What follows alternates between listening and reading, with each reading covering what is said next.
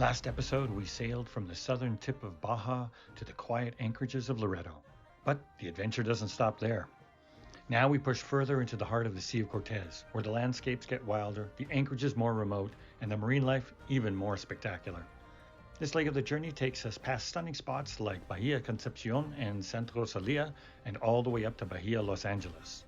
From rugged coastlines to crystal clear waters, let's set sail for the next chapter of the adventures of the Lost Pearl.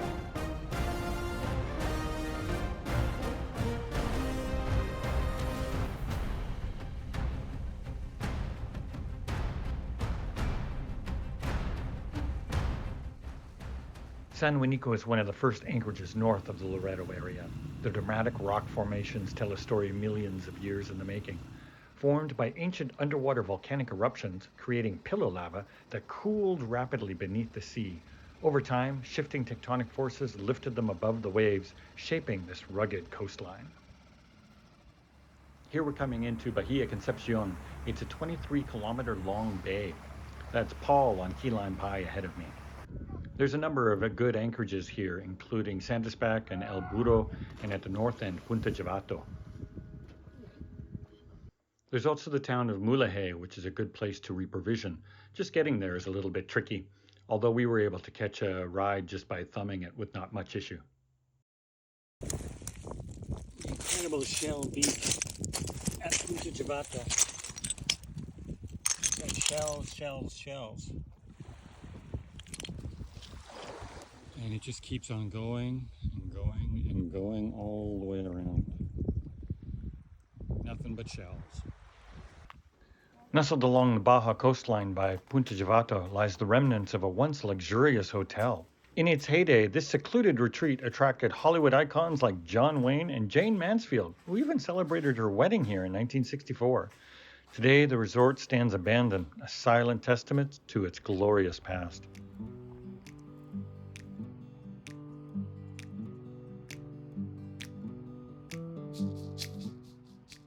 Just north of Punta Chivato, Isla San Marcos is a short sail away, an island shaped by both nature and industry. Its dramatic cliffs and rugged coastline conceal a long history of gypsum mining, a trade that has flourished here for over a century. The northern anchorage offers shelter from the mining dust while boasting stunning scenery, excellent spearfishing and snorkeling, all just 8 nautical miles from Santa Rosalia.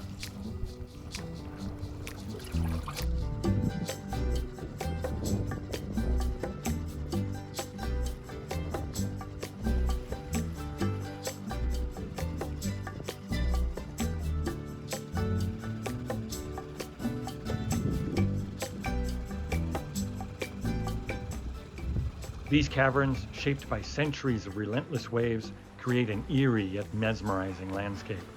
Some are large enough to paddle into and have a nice picnic, their walls echoing with the sounds of the sea.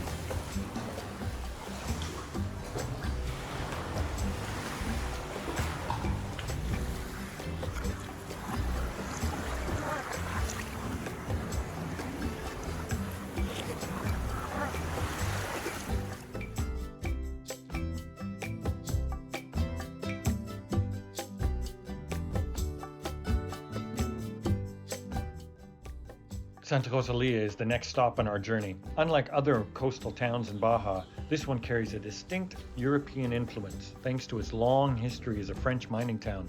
In the late 1800s, the El Boleo Mining Company, operated by the French, transformed this quiet coastline into a booming copper town. The remnants of that era still stand. Weathered wooden buildings, an old foundry, and even a steel church designed by none other than Gustav Eiffel. But beyond its mining legacy, Santa Rosalia is alive with culture and tradition. I was here during Dia de los Muertos, when families gathered to honor their ancestors with altars, candles, and marigolds. The streets were filled with color and music, blending history with the spirit of Mexico.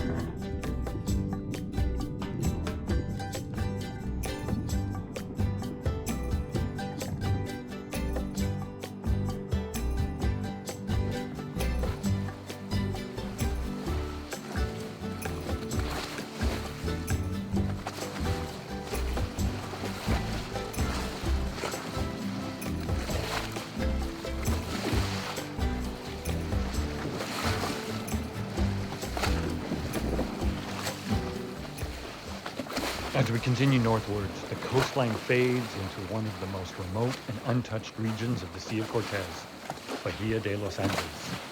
Here, the desert meets the sea in a dramatic clash of rugged mountains, deep blue waters, and scattered islands that offer some of the best anchoring in the Baja.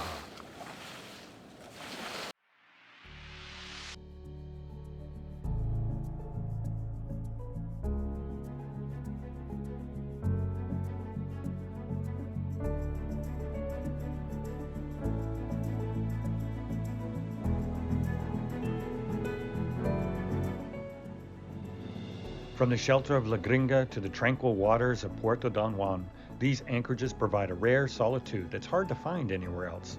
This is a cruiser's paradise. No marinas, no crowds, just raw beauty of nature. And beneath these waters, life thrives. Bahia de Los Angeles is famous for its seasonal visitors, like whale sharks, pods of dolphins, and a variety of whale species frequent the area. It's a place where time slows down, where the sea and the sky stretch endlessly, and where every sunset reminds you just of how wild and special this journey really is.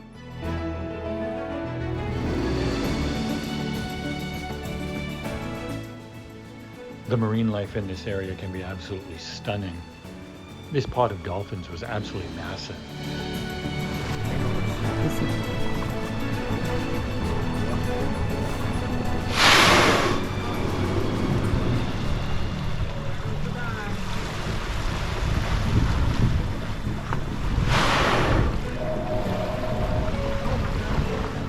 Oh, it's the hybrid, Pancho.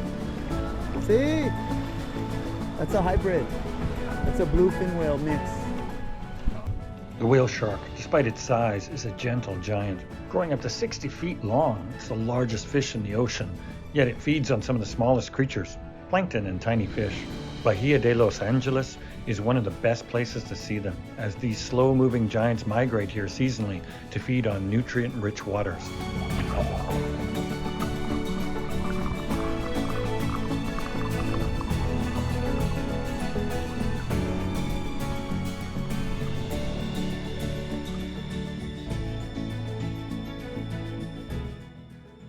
Leaving the remote beauty of Bahia Los Angeles behind, I set a course across the Sea of Cortez, heading for the mainland and one of Mexico's most well-known cruising hubs, San Carlos.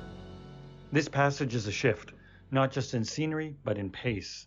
After weeks of solitude in the wild north, San Carlos offers a return to civilization, a place where sailors come to rest, refit, and reconnect.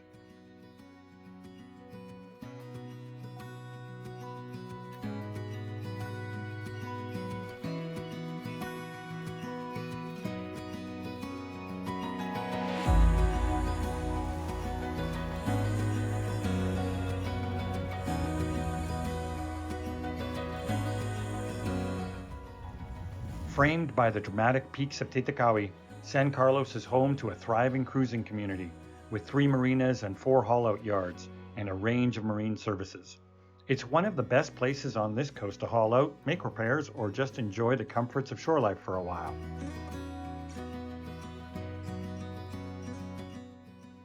For many, San Carlos is a waypoint. For some, it's a seasonal home. But for me, it was the perfect refuge, a safe harbor to store lost pearl through the summer storms before setting sail once again. I've stayed at 2 different haul-out yards in this area, this one being Marina Seca in San Carlos. As you can see, they use a hydraulic trailer to lift the boat out of the water. The boatyard is actually about 1 kilometer away from shore, and it's such an odd sight to see your own boat traveling down a regular road.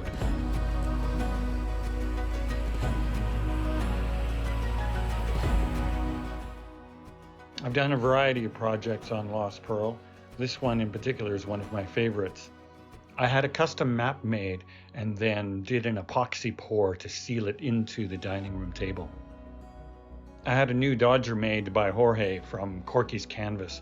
He was awesome, and it was great to have that as an addition to the boat. I also did some rudder work as well as make some new Dyneema rigging. Well, that's about it for this episode.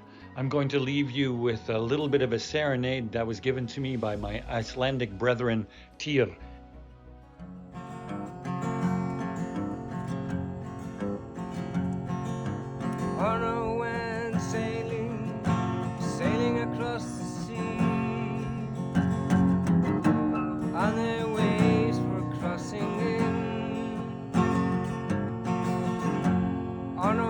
thought to himself, the clouds are dark. I just get one pina colada. It was a different song now.